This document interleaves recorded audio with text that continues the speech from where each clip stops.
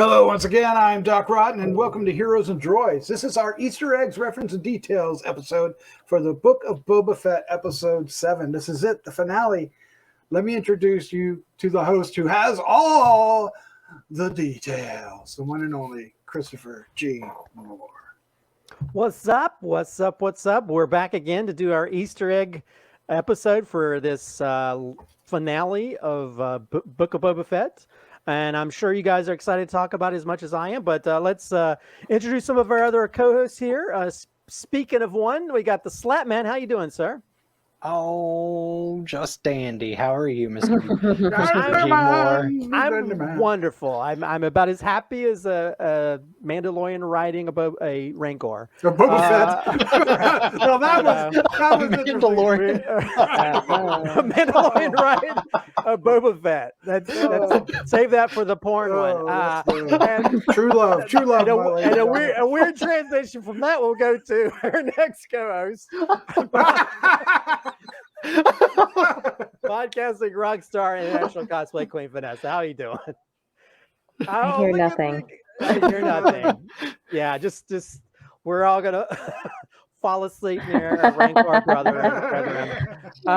So yeah, we're gonna release the Rancor of Easter eggs here. All kinds of really cool things that we kind of noticed. Stuff I've pulled from the internet, from the interweb, from every recess of the online videos. Again, where are you going with it? I don't write any of this, as you can tell. Straight from the Empire's database. Yeah. Now, starting off, of course, we've seen a lot of sort of like gangster type storylines within this, and we definitely get to see a lot of stuff that pulls from The Godfather in this, and especially in this episode where we get them taking out the competition like they've done in the Godfather films. Also, there's a mention where his offer is what? Nothing, which of course we remember from The Godfather. My offer is this, nothing.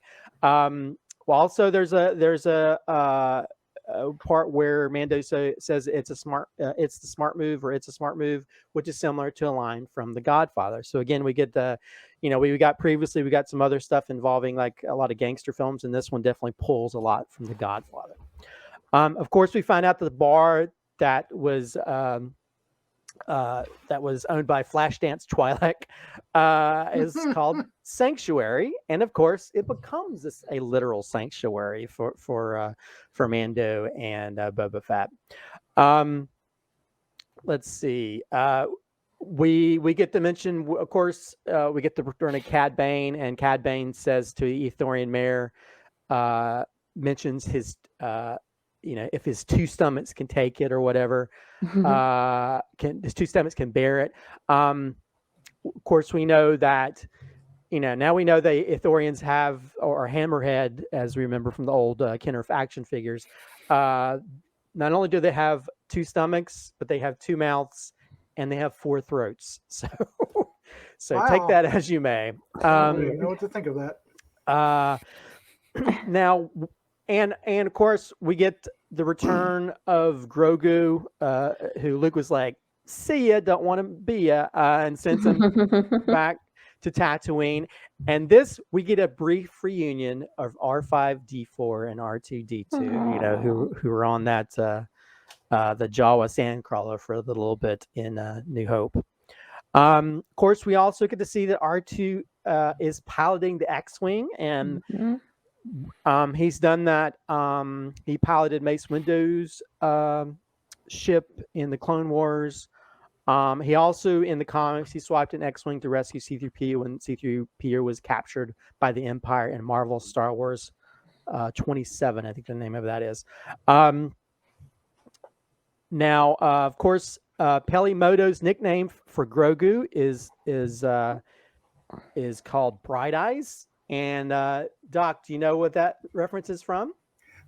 Planet of the Apes. Planet of the Apes. That Yes. is actually what Chuck Heston. That's what they called him in Planet of the Apes, was Bright Eyes. So we get a nice sci-fi reference to a totally different property.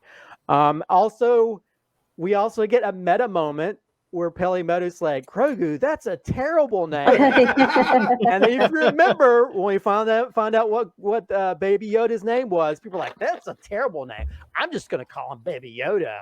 You know, It grows on you. But yeah, it Grogu's on you. But again, I do like that to where they can sort of make fun of themselves. You know, and I think we had in the Mandalorian we had was it Bill Burr that said some stuff that sort of we hear from fanboys and stuff all the time, or people make fun of Star Wars. Also, we get Cad Bane. Isn't it the Quacta calling the stifling slimy, which is actually the same line that Boba says in season 2 of Mando. So we get to sort of see that connection that we sort of know that Cad Bane had with Boba back in the day. So maybe that's a line that Boba learned from Cad Bane. Let's see. Also, Boba says, you really buy into that bantha fodder, which bantha fodder is a line that Jabba the Hutt uses in Return of the Jedi. Let's see.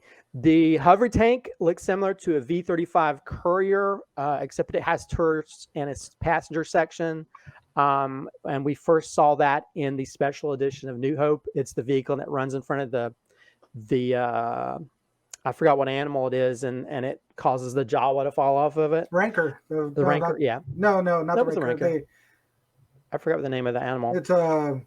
Is it the one that they serve the steaks of in? It might be Rontu. Rontu, yes. Maybe that's what it is. Also, we got to see that ship in Attack of the Clones as well, briefly. Of course, we mentioned in previous episodes, and for those people who are big Star Wars fans in general, some of the weapons that are used are actually based on real weapons, you know, like Han Solo's weapon and stuff. The Pike's sniper rifles are actually modeled after Russian Special Forces AS Vals or VSS rifles. So we get to see sort of how them using a different weapon from history. Now we get to see the first live action version of the Scorpion Annihilator droids, which were mentioned in the Droid Encyclopedia, but they're much larger versions of the droidecas that we remember from Attack of the Clones, but they were actually based on concept art, was never used from Attack of the Clones. So we always love how they'll take certain ideas that they never used for anything. We get to see a lot of the old Macquarie drawings of stuff from the original trilogy that then they've used in Mando and other things. So now we get to sort of see something that they realized came up with Attack of the Clones, and now it's come to reality. And those are some crazy ass vehicles. Let's see. Of course, Grogu uses his little force jump ability to jump into Mando's arms, which I don't know about you, but that brought a little tear to my eye. Also, you know, we get these little sayings they come up with, which is also sort of a callback to Luke, because he talked about womp rats, but I forgot her name. I forget what they called her. I think her name is, I can't remember her name, but anyway, she's one of the mods, and she says, "I grew up a womp hop from here." Womp hop. Nice. So, again, just using the womp rat reference. Drash is the character you're thinking. Yeah, Drash. Because we get to learn the names of the two people, or at least two of the mods in this episode. Let's see. Of course, we finally get to see Boba Fett riding the Rancor, which is one of my favorite things I've ever seen in Star Wars before. I had so much fun watching that. And of course, there's a part where where the Rancor picks up the person, Boba Fett shoots him, and then he throws it behind him. And what do we hear? The famous Wilhelm scream. Oh, is that what it was? Scream, oh, nice. Which we've heard about every Star Wars film has used it, and most of George Steven Spielberg's films have used it. So anytime somebody falls, you hear that little Wilhelm scream. I don't know about you, but I always catch it every time I hear it. You can't unhear it after you've heard it. Let's see. When Cad Bane gets his hat knocked off, we get to see that metal plate on his head, which we first saw in the Bad Batch. So again, that's carried over into live action as well, which some people think that might stem from the possible previous shootout between him and Boba Fett. We'll figure out if that's actually going to be full canon at some point, I guess, or maybe not. Maybe they'll keep it a mystery. Let's see. The Rancor throws a speeder that's similar to Luke's. It does. At the A little larger. yeah, and it almost was almost like Grogu when he's playing with this ball, except it's a big Rancor and he throws it.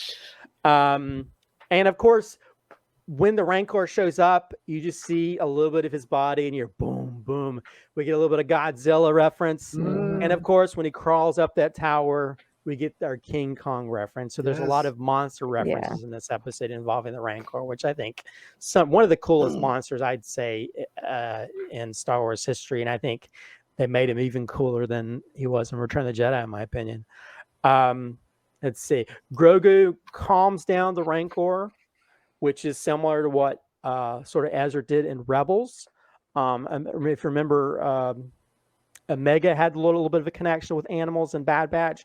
Also, Qui-Gon quieted down Jar Jar Binks, made him go to sleep when he was freaking out.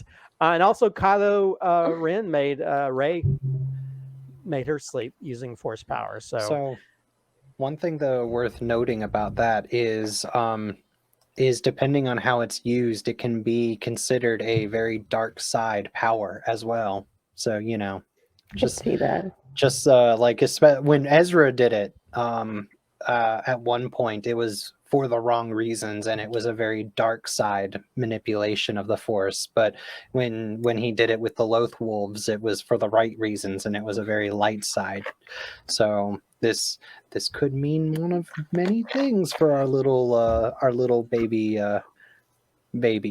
Well, I mean, also I also forgot to mention Darth Bane tamed a Rancor in Knights of the Republic, so that's another reference too. Let's see. Fennec, her big assassin scene, which probably doing the assassin egg that most people hope Boba would do in this season, is very reminiscent of the opening of Leon the Professional, including a window with a bunch of holes with light pouring through it. Oh, wow. So I don't know if that's meant to be a reference to that. Also, when you hear the end music, you can actually hear them saying Fett, Boba Fett. They actually say their name, which I don't know if I like that, but it's, I guess, it's the end of Book of Boba Fett, so now they can actually chant his name. If you watch the sort of mid-credit sequence, of course, we get Cobb Vanth in the Bacta tank with the return of the Mod Doctor. So although I do like somebody had made RoboCobb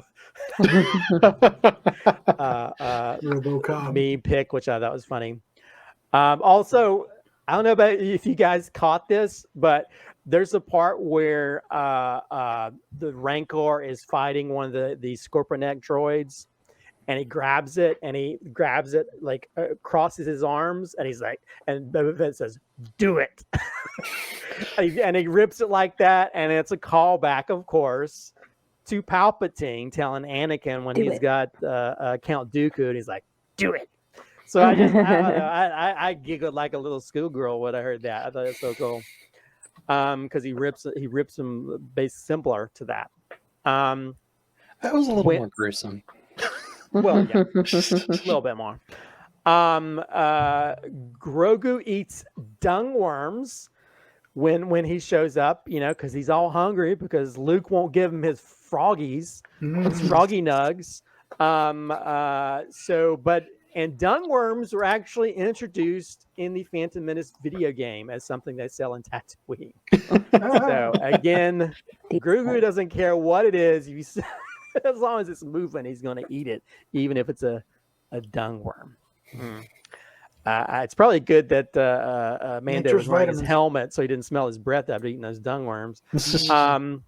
Now, here's an interesting thing. I think one of the coolest things, and actually somebody pointed out in the previous episode, I think there's a thing that Pelimoto uses is actually based on a flashlight you could buy for like $15 at some store.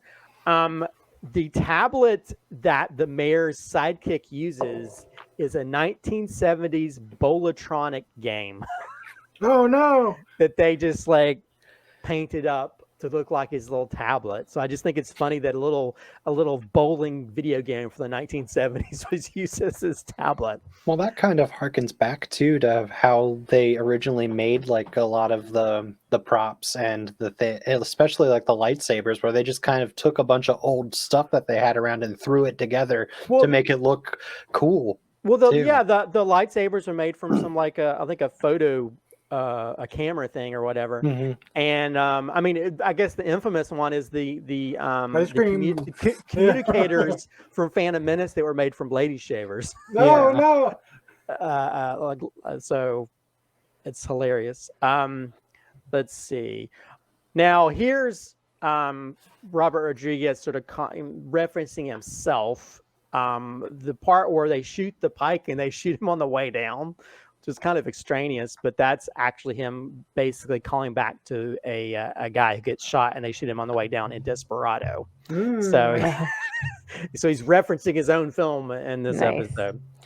And of course we got the Melurun fruit.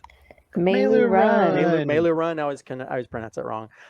Which was, of course, in Rebels. We got to see the mayor's sidekick crash into a whole thing of them. And of course, we give a fruit to BK in this. Santo.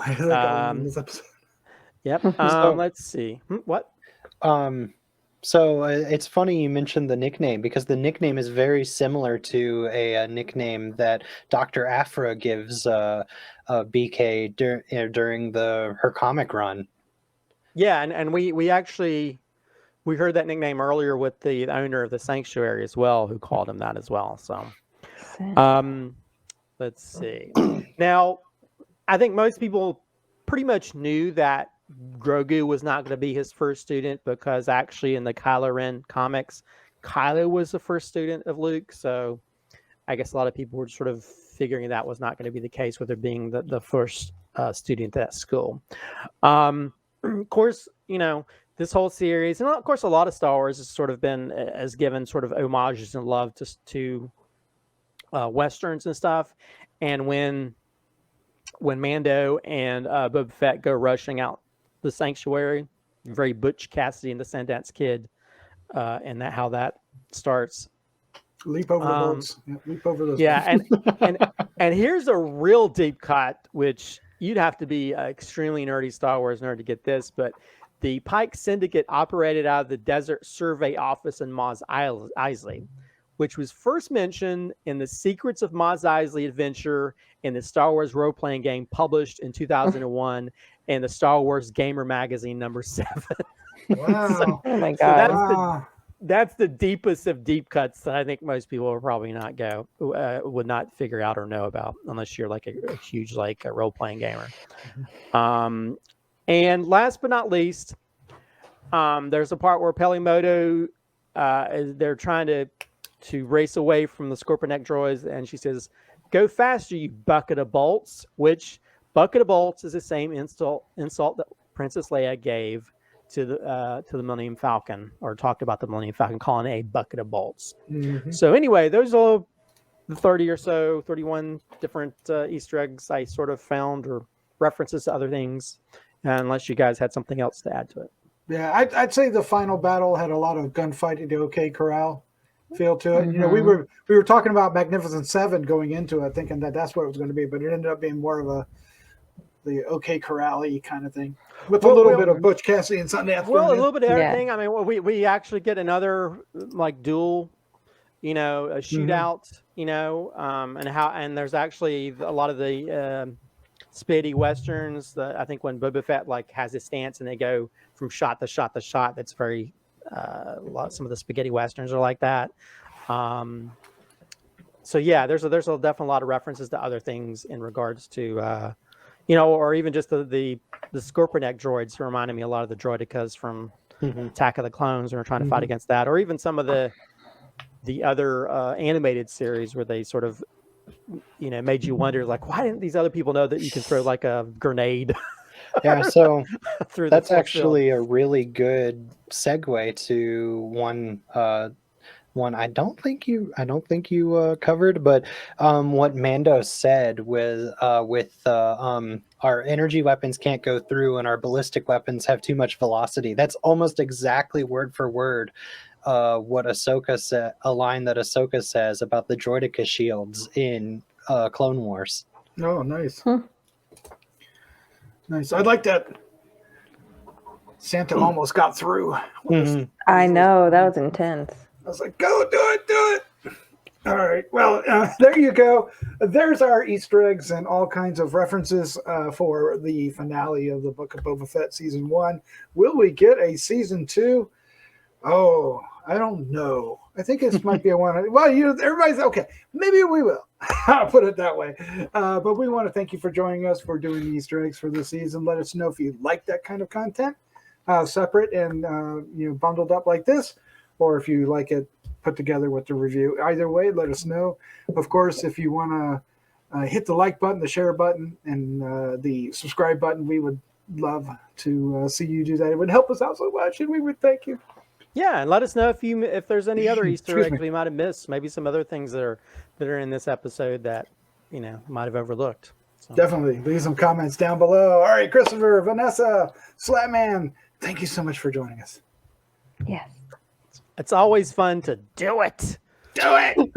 I can't follow that. No. All right, let's go. I've got a plate full of dung worms for everybody. Let's go off and do that. Let's say goodnight. Good night. Oh, good night. Good night.